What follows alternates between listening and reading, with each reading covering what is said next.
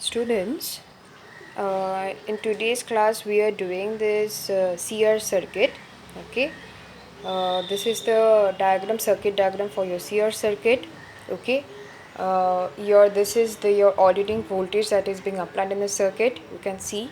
Okay, and for this you are getting the flow of current. This is the direction of the current by these arrowheads.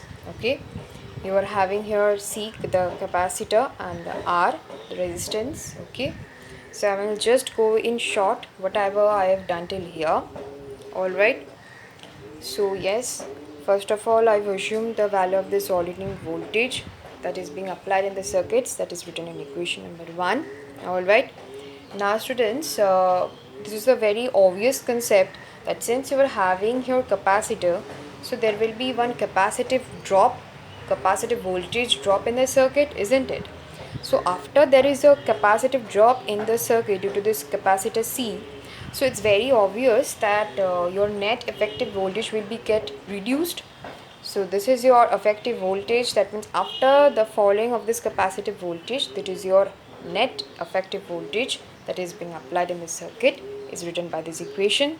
Alright, so after writing this equation I have written the equation according to Ohm's law. See, I have written this only, V equals to IR, and here I'll just replace the value of VE.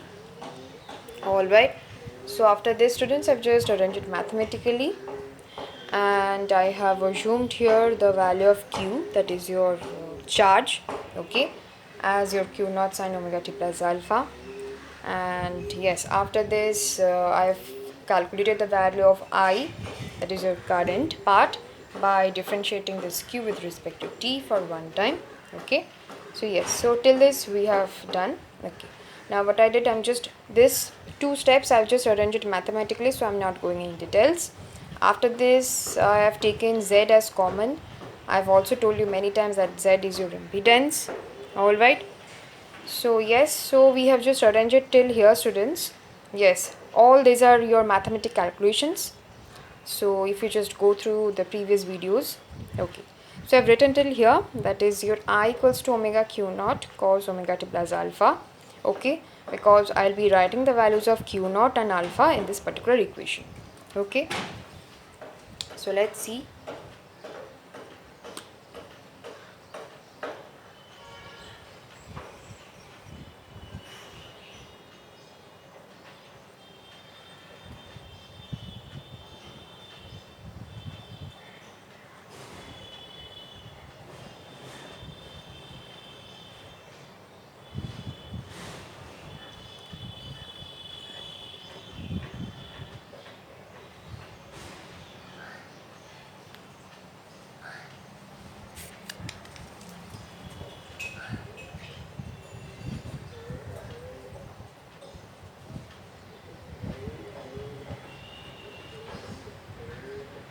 I will explain students these two steps, don't worry at all. Okay, what I did students, I told you all that I have written I've just calculated the value of q naught and alpha, and I've just replaced the value of q naught and alpha in this particular equation. See, I've written the value of q naught, okay, as your v naught by omega z, and the value of your alpha, that is, yes, see, this is here you are having the alpha. I've written it by theta minus 90 degree. Okay, so see, this is basically your what, cos theta minus alpha, isn't it? Isn't it cos another frequency, cos theta minus 90 degree? So cos theta minus 90 degree is what? Okay, that is your sine omega t plus theta, isn't it? All these are your maths concepts students, so I'm not going in details. If you are not sure about this associated angles chapter, then you can go through in your maths book. Alright, so yes students, so your omega and omega will get cancelled, so we'll be left with only v naught by z. Okay, yes, so from here, yes, what I can write, the value of this I naught, yes, is I equals to I naught sine omega t plus theta. Okay, which is equal to V naught by Z sine omega t plus theta. Okay. So students, of what I did in these two parts. Yes. So I can write this equation for this I. Okay. That is your I naught sine omega t plus theta, because I'm just replacing this I by your V naught by Z.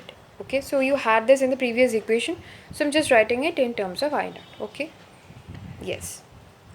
So what I can write from this particular equation, that your I naught is equal to V naught by Z,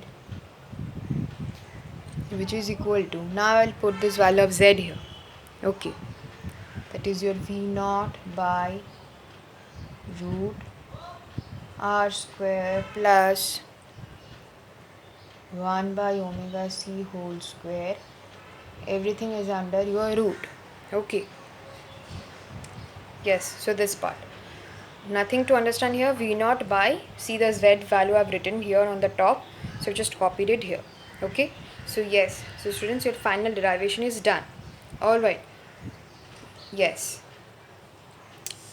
So that is your value of this alternating current that is being applied in the circuit is given by this particular equation. Alright.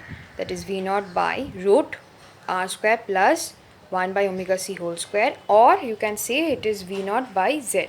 Alright. Whichever term you want to express. Now students, if you just go, yes, first of all, let us write the equation numbers.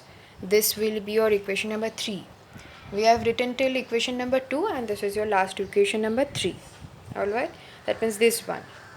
That is I equals to V naught by Z sine omega t plus theta is your equation number 3. Alright students. Now students, if you just go to your equation number 1, that is on top, the very first, and your equation number 3, that is the last one. Okay, what we can conclude? We can conclude that first we can conclude that your current I, that means this, leads the voltage V by a phase angle theta. That means we are talking about this theta. Obviously, since your current will lead the voltage by this theta, it's leading the voltage by your phase angle theta.